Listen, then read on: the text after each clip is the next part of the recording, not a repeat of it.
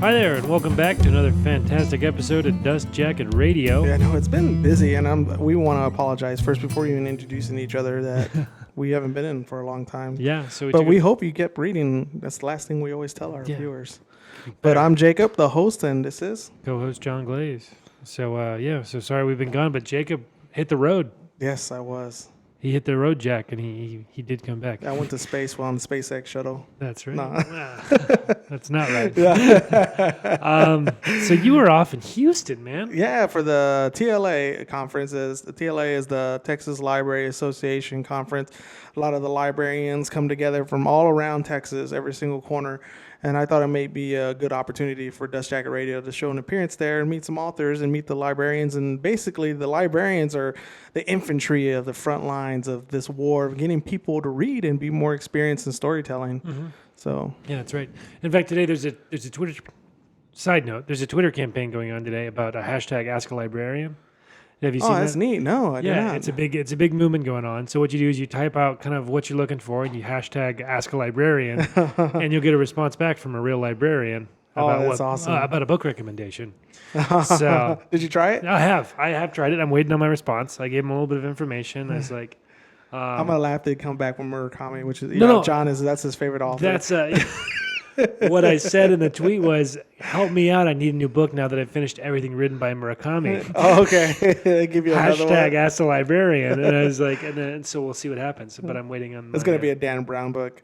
Oh, they better. I love Dan Brown.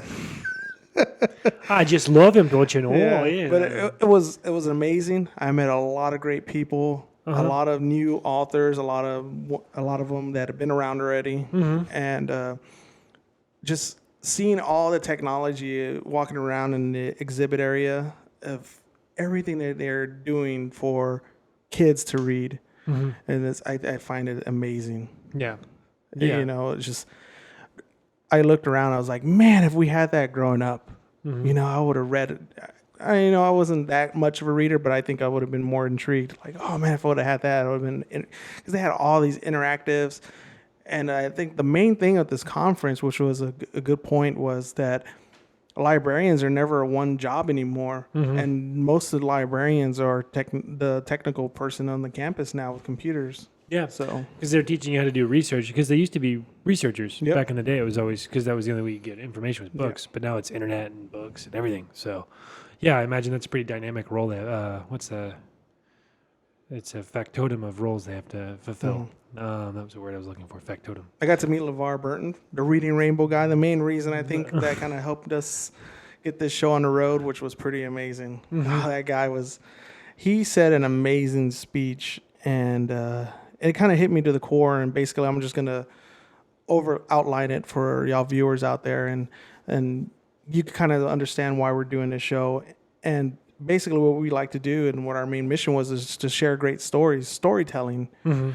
And his main speech was like, there would be no technology if it wasn't for storytelling. Someone out there having an imagination, and you know what? I want to create this. And it was funny because he throws in a little comment out there, and he was like, I think Apple owes me money. He was like, I was the chief engineer on Enterprise. I was the only one having an iPad. Oh, wow. That's really funny. Oh, wow. So that's cool. You got to meet him, though. That's really awesome. I got a book signed for Alex, and he kind of wrote some inspiring things for her. So yeah. Cool, man. That's awesome. Yeah, I tried to get an audio, but he was like, nah, I can't do that because I can't really control where it goes. I was like, it's all right. Next time. That makes sense. Maybe we'll get him on the show eventually. Oh, that would be amazing. And he did a Kickstarter to bring his show back, but a more interactive state. And he made $2 million in one day. Oh, wow. On his Kickstarter campaign, which was amazing. And basically what that is a new interactive system of bringing storytelling and books to classrooms. And basically what he did with that Kickstarter was he picked 50 schools and he put that technology there for free. Wow. That's cool, man. So he's still doing a lot for the reading community out there. Wow. And then, gosh, so we're God, I feel like we're not doing anything now. Nah, I know, right? But we're trying. We're trying in our own way. We can't doubt ourselves yet. Yeah, but we met. So you met. I talked to you. You got to meet a bunch of new first-time authors. Yeah, for young adults, they had a lot of sessions going on at the same time. Mm-hmm. So I was like, I'm gonna pick this one first, and then I'm gonna go to this one. Mm-hmm. So the first one I got to go to was the first day, which TLA started off on a Wednesday, mm-hmm. and I went. And I sat on the front row. I was like, well, no one's here. I'm kind of early. So I sat down. The room filled up pretty quick, like after that, about 20 minutes. Mm-hmm. And the authors started coming in, and it was pretty amazing. And young adult authors, and I have it right here. Yeah, no, you got a big list of them. Yeah, the one that were sitting on the panel that I personally was in, and I got to ask a couple of questions, was a book called Anna and the Swallow Man by Garvell Savant. He's a really great guy. Really down to earth. He actually has an interesting writing style. Uh-huh. Yeah. So, Kill the Boy Band by Goldie Motovsky. Am I pronouncing her last name wrong? Motovsky? Okay. Yeah, cool. And I apologize for that. The Girl from Everywhere by Heidi Hiley. That one was actually a pretty good one. So unfortunately, only 3 of them were there. Uh-huh. But that was only day one, so... Yeah, because I don't know if everyone knows that they're from Texas. We've been taking heavy storms. Yeah. So, and even in the Houston area, unfortunately, when they're having all that flooding, that's when the convention was starting. Yeah. So. Mm-hmm. Yeah, and Missouri's been getting hit with tornadoes. A lot of crazy weather all over U.S. right now. Mm-hmm. But anyways. Yeah, they were amazing. They had... couple questions they asked, and that for you viewers out there, if you want to start writing, each one of them had their own distinct writing style. Mm-hmm. Like Goldie, she had put herself in the middle of a public library in New York, the main central library in New York City, and she wrote every day. Mm-hmm. That was her full-time job. She didn't make money off of it right away. She was kind of like, well, I have something in here and I want to get it out. That's not easy to do. Yeah. To live in New York City and not make money. Yeah, and then, you know that you visited there. Gosh. Gavin, he was lucky. He only got one draft and got passed by the publisher one time. Wow. And the reason why he was lucky, and I was like, it was one of my other questions. Actually, I got to ask 3 questions. I asked him a personal question, like, how did you get it by so quickly? And he was like, well, I'm married to an English professor.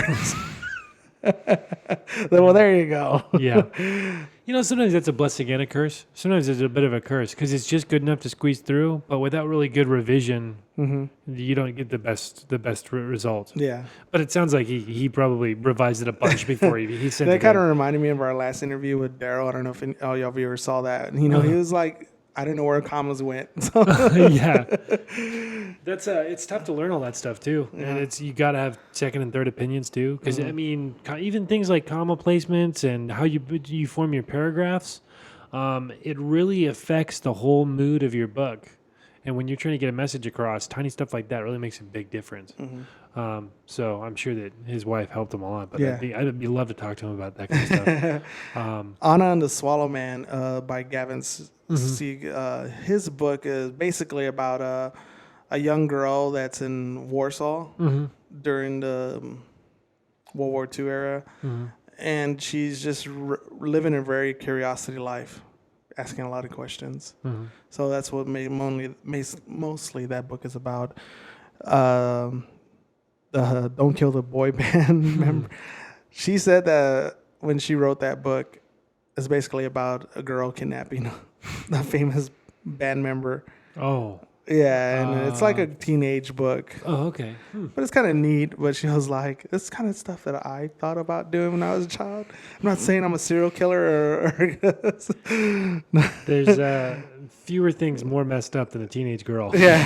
Especially when it comes to their boy bands. Yeah. So that sounds like it'd be interesting. Mm-hmm. I know Jake sent me a photo while you were at the conference of this just mountains of books that you'd been given from all these first-time authors. Oh, yeah. So even after that, the exhibit floor didn't open up until the second day. Mm-hmm. And I was wondering, I'm going to get there early. I don't know what's going on, but I heard a lot of people in the hotel are staying at, we're going to get there early and blah, blah. Mm-hmm. I'm like, and it was my first time there, so I'm like, okay, I'm I'm a military man. I'm going to get there 10 minutes before y'all will. So.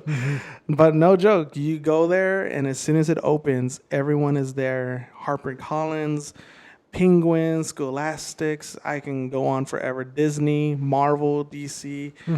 Every single major publisher, it was there just handing out books. Wow. And it helps the librarians because, a lot of the main purpose why they're there is like, oh, I want you to take this book, and if you like it, you can order it later for your school.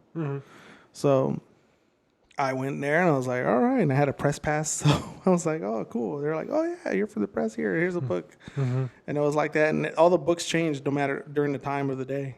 Yeah. But, man, they were getting so heavy. I had like 2 half-price book bags and all the... Yeah, that looked like several trips worth of books for the photo you sent me. Well, what I did was I collect and I was just 3 bags. Just drooling at the prospect. Went back real quick, and I was like, I have 2 hours left before they close. I'm going to go back on the first day. Because they said, well, we're going to stop giving these books away tomorrow. Okay. And we're going to give out a whole nother one. So I was like, oh, all right. On the second day that I was there, though, I grabbed some little more because I noticed some of them were giving out the same, but some of them weren't. So it was pretty neat. It was really amazing. A lot of amazing technology that's going out there for the libraries and librarians.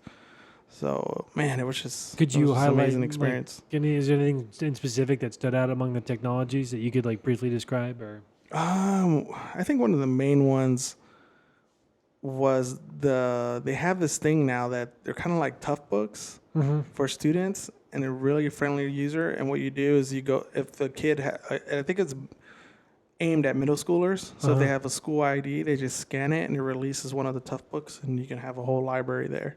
Oh, is it like a Kindle kind of e-reader thing? Oh, okay, but it's like a lot tougher. Yeah. No, so it can, because you can't have something like an iPad like that because, some students are... Yeah. Unfortunately, don't take care of things. Yeah, I got you. I mean, a Kindle's $100, so I imagine the tough book might be more expensive than that. But if it's more sturdy, but I think I didn't go to that one booth, but when I just rode by it. But I think their main thing is always connected to their server, so they can always upload the books and. Yeah. I had my light flash before my eyes the other day, by the way. I could probably use one of those tough books. I got it at Target, and I always carry in my pocket here. I always have my Kindle on me because if I have a spare moment in the day, I'm reading. Yeah. And so I took that out of my pocket because it was like I set it on top of my car and I put my keys on top of it so I wouldn't forget it. And I loaded up my car with all my groceries from Target, and I grabbed my keys and I got in my car, and I started driving. And then I see my Kindle fly off the top of my roof and on what looked like the road. And I'm like, no. And I'm in the middle of the road, right? So I hit my panic lights and I get out of my car in the middle of the road. I don't care. Because I'll be damned if someone's going to run over my Kindle. Getting a medal for heroism to saving a Kindle. It landed on my trunk and didn't fall off. So I got to save my Kindle. It's still here, folks. Get a case for your Kindle. That much I can recommend. So in case it's on the road. In case it flies off your roof on the road. Anyways, that was my little story for the week. And I was like, oh, no. Because I just bought a bunch of books for it. So anyways, yeah, that was, I had to say, but tough books. You should look into that technology. One of the other things, they had a lot of artist signings, author signings. I'm sorry, not artists. Well, they had that too for the children book people, but I tried to make it to a lot of them, but man, it was just so many people there. Yeah, so many people there, so I couldn't go to everything. But and some of the other they had this actually manga session. Yeah. By the time I got there right on time. It was full. Yeah. And so I was like, well, I guess I'm not coming to this one. Yeah, the manga is actually really developing as a literary form here in America, and that's exciting to see. Too bad the anime industry seems to be on the decline. Yeah. I mean, the consumption's up, but content is down. If that makes sense. It's gotten formulaic. But anyways, that's a whole other discussion. Yeah. But manga is really exciting. And it's kind of neat because I see all these other different companies are trying their best to influence kids to read, basically. And it's amazing to see all these options that are available for them. Yeah. If the you school is willing to do it. The manga classics, and then I've had manga. I've personally seen manga algebra, manga history, manga everything. And there's manga Bibles and there's everything. Yeah, and I've seen like Marvel there. I was shocked to see them. They had a booth there. DC had a booth there. Yeah. So it was a very interesting conference, and I next year will be in San Antonio, so I will definitely be there again. Awesome. And I know you did a ton of networking for us on the show, which to you viewers, this is the important part. So we've got some exciting stuff coming up as a result. So yeah, a lot of authors are willing to come on the show, and it's just up to me reading their book and then basically confirming them to come by. And basically we have some authors that are confirming so far, and I think our first one's going to be Rolling Long. Yeah. So we had our last interview, by the way, was extremely successful. We've been getting tons of positive feedback from it. Yeah, 3,000 views already. That's, very short time. That's our most successful one yet. Yeah. The Sword Chronicles by Rolling Long. So Rolling Long will be in our show. Yes. Don't want to put a date out there yet because we're still kind of working that issue right now. Yeah, but he's agreed to come on. And exactly. He confirmed. And then we've got... in June, we have Catherine Lane that wrote the Waking Up in Medallion. It's a crime mystery, but I actually loved it. Yeah. I'm not going to lie. I'm not... Oh, I love a good mystery. No, it was really amazing because I was like, with 4 chapters in, I was already in like asking questions like, who did it? I want to go to the end already. But, That's good. That's tough to do. No. But for her first book, I emailed her right away and I was like, this is so amazing. Like I felt like I was with Nikki the whole time. And I think it's really well written for her audience. Nikki's the main character. Yeah, okay, cool. So awesome. And then we've got a lot of stuff in the works too. So stay tuned for that. Just pay attention. Jake's been working tirelessly to get us lined up with several really cool events. There's one that's a surprise in the future that we're not allowed to divulge just yet until we get everything lined up. And then next week, I'm excited to say I'm going to be having a special guest. Yes, I won't be here, unfortunately, guys. Yeah, and we're going to be talking about my favorite author, Murakami, who we mentioned earlier. We're going to have a really cool discussion about him and his whole style, and everything. Just make you want to go grab one of his books. Exactly. I think that's the whole purpose of why we want to do this show. That or not that show, just that episode, because it's just, he's an amazing writer. Yes. And I think he's good enough to be like, you know what, let's talk about him for the whole episode. Yeah, he's don't get me started on him because I'll just go. But he has several. If you read his books, you'll understand kind of that philosophy is even coming in my own way of talking about books. Just because you have to read to be a good writer, and he's read a lot. I just started on Rose Garcia, and her writing, her detailing is not as compelling as Murakami. I'm not talking down about her at all because she's a great writer. How old is Rose Garcia, by the way? I think she looked like she was in her 20s. Exactly. She's young. Yeah. Murakami was in his 50s, 60s. You have that much life experience. You just get how to talk, So that's not. And she's one of the authors. That's the reason why I brought her up is because I'm reading her book now, her first one out of the 3. And hopefully we'll see her on the show soon. Yeah. But that's one of my books that I'm reading. The reason why I brought that up was I was gonna ask you, what are you reading right now? Oh, okay. Right now I'm reading a few things. I've got The Centaur by John Updike. I'm reading that, and I'm also reading Permutation City, which is really flipping cool, man. Nice. I don't know if you.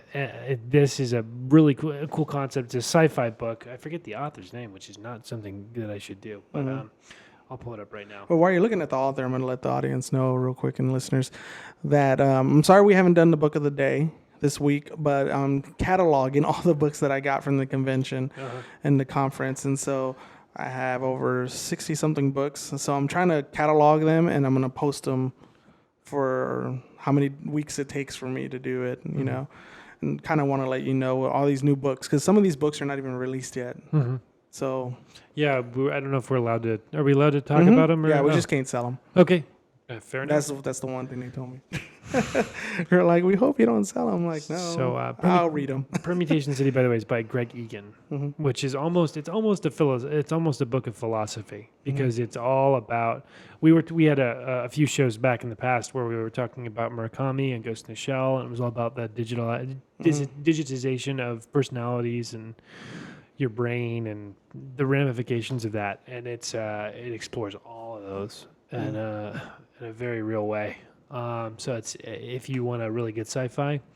And the main character, chapter 1, he wakes up and he's a digital copy of his former self, and he's immortal, and he's unable to delete himself, which is traditionally that's you're allowed to do that as a copy. You can delete yourself whenever you get bored with living in your artificial universe that's been created, the computer program that you're alive in, essentially.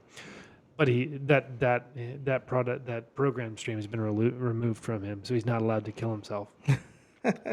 So it's that sounds like an interesting story, and it's like this whole mystery about how it's slowly building up to a mystery about why he did that, and how come he's stuck like that, and then it explores all this really cool. Oh wow, this is shaking a lot, but yeah, you're shaking. Yeah, I know. No, I'm just anyways, it's a good book. So, what are you reading right now? Like I said, Rose Garcia. Rose Garcia. Yeah, her series.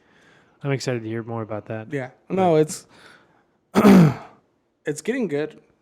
Yeah. And hopefully it gets better. Hopefully it doesn't go back like I felt like some of the Veronica Roth stories. Yeah. It's bad that she's like our. Yeah. But yeah, no, I know what you mean. Yeah. I know exactly what you mean.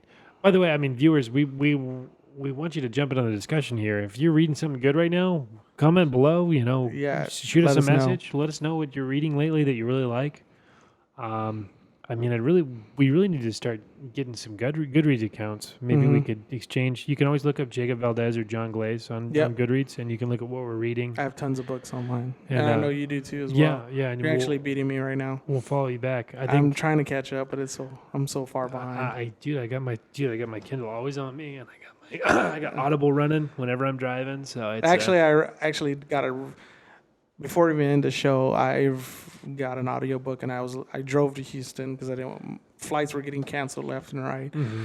So I listened to Michio Keiku's newest book, The Life of Einstein. Oh wow, okay, cool. And the secrets of I think it was one of his theories. Uh-huh. But mind blowing. I added that on my Goodreads. I don't know. That's cool. Yeah. Lucky you. Yeah, I finished the whole thing. I got a trophy from her. Use the trick. By the way, the trick to the Goodreads reading challenge is just find short books and keep reading all the short books. Read a 10-page book. That's no, I do nothing but 200-page books just because I'm behind right now, and there are a ton of really good 200-page books that you can finish a lot quicker. So I've been doing that to get ahead of Jacob. Guys. Before I finish, the name of the books I want to share it is it's Einstein's Cosmos by Michio Keiku. Okay, yeah, really amazing. He reads the preface, and the narrator takes care of the rest. Oh, okay. So it's pretty neat. Yeah, I wonder is the narrator pretty deadpan, or does he use a little bit of a? No, he's for nonfiction. I think he did a good job. He kind of kept me into it, and I think that helps a lot with Michio Keiku's writing because he knows how to bring science how to write science compelling and not boring. Mm-hmm. So, yeah, it's difficult, but you'll always find top quality narrators on Audible, and I've yet to run into a bad one,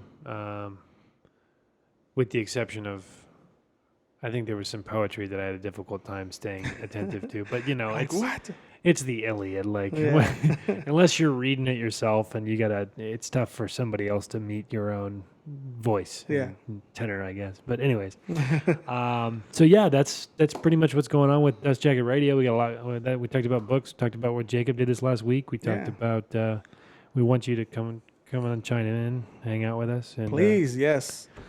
That's one thing we're kind of lacking in, but we hope the more and more people that have been following us and viewing our show start getting more involved. Mm-hmm. Yeah, this show would be a lot more fun too. Yeah, absolutely. And then one more thing I wanted to ask real quick is you heard a lot of interviews. Mm-hmm.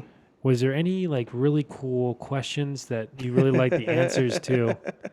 Yeah, and I was gonna bring it up and I forgot, but thank you for coming back on that. Yeah, one of the authors or the person who's running the session asked the author like, or asked all the authors like, what was the one question you want to ask for you to be asked? And a lot of them were like, man, it's pretty good because, you know, I get asked questions I don't even know the answers to. And they were like, well, one of the authors got up, and I think it was Goldie.